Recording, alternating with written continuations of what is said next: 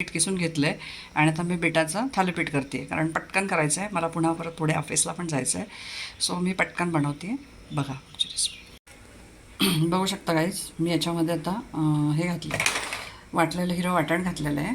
त्याच्यानंतर ह्या वाटणामध्ये आपण आता इथे पीठ घालायचं आहे. जसं तुम्हाला जेवढं लागेल तेवढं पीठ घ्या. कसं जेवढे हवं, आता मला थोडेच हवेत, 1-2 ते 3च करायचे आहेत मला, पण तुम्हाला जर जास्त करायचं असेल तुम्ही जास्त घेऊ शकता. हे माझ्याकडे 2 पिठं मिक्स आहेत. घरामध्ये जी पिठं असेल त्याच्यात तुम्ही करू शकता. आता माझ्याकडे ज्वारी बाजरीचं मी दळत असते भाकरीसाठी, तर त्याच्यासाठी ते ज्वारी बाजरीचं पीठ आहे, तर ते मी घेतलेलं आहे. तुम्ही त्याच्यामध्ये ज्वारी बाजरी तांदूळ वेगवेगळ्या डाळींची पिठं करून आपण जी भाजणी प्रॉपर करतो त्या भाजणीचं केलं तरी चालतं. आणि नुसतं आता जे अवेलेबल असेल तेव्हा पटकन करून मुलांना द्यायचं असेल तर तुम्ही नक्की हे ट्रिक वापरू शकता. तर त्याच्यामध्ये आपण थोडंसं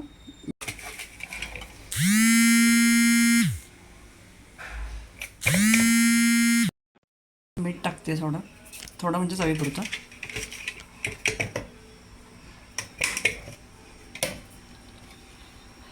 त्याच्यानंतर थोडेसे पांढरे तीळ टाकायचे.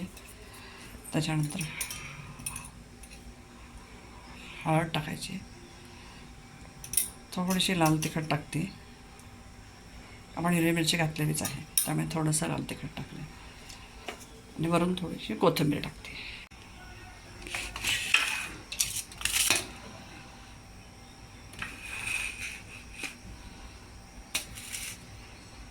थोडीशी कोथिंबीर टाकली. आता हे मळून घेऊया आपण पाणी घालून. तर गाईज, हे आता आपण पीठ भिजवून घेतलेलं आहे आणि हे असं थोडंसं असं सैलसर असं नाही, घट्टसर पण नाही, मीडियम असं पीठ भिजवलं. तुम्हाला तर माहिती आहे आपण थालीपीठ वगैरे करायला पीठ भिजवतोच. आणि इथे तवा गरम करायला ठेवलेला आहे. तर आता आपण करून घेऊया थालीपीठ. बघू शकता तुम्ही, मी इथे एक कॉटनचं सुती कापड तुम्ही घेऊ शकता. मी इथे रुमाल घेतलेला आहे कॉटनचा आणि त्याच्यावर तुम्ही करू शकता. तर आता आपण करूया. असं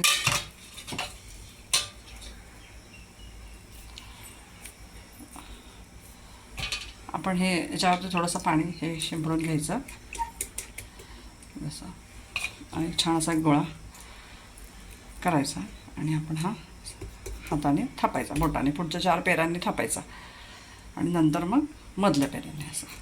तर तुम्ही बघू शकता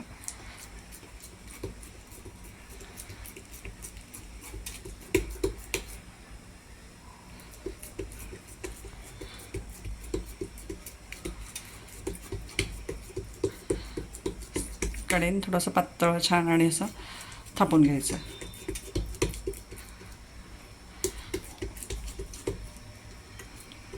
थोडंसं वाटतं की आपल्याला असं पोट हाताला चिटकतं, तर त्याला पण काय करायचं, थोडा पाण्याचा हात लावून घ्यायचा.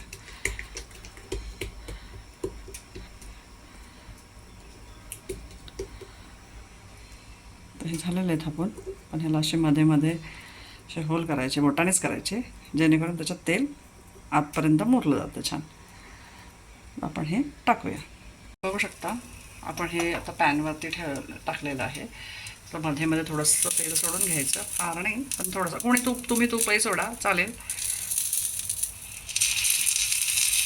आणि साईडने कडेने थोडंसं तेल सोडायचं, मीडियम गॅस ठेवायचा आणि छान खरपूस भाजून घ्यायचं. आपण थालीपीठ आता उलटे केलेले आहे आणि खूप सुंदर असं खरपूस भाजलेलं आहे. झाकण ठेवून 1-2 मिनटं त्याला वाफ द्यायची, म्हणजे खालची बाजू ही छान खुरपूस भाजली जाते, कुठेही कच्चेपणा त्याच्यात राहत नाही. आणि आता हे मी उलटलेलं आहे, म्हणजे पलटी केलेलं आहे थालीपीठ. एकदा आपण खालची बाजू पूर्ण भाजून घेऊ आणि मग ते काढून घेऊ प्लेटमध्ये.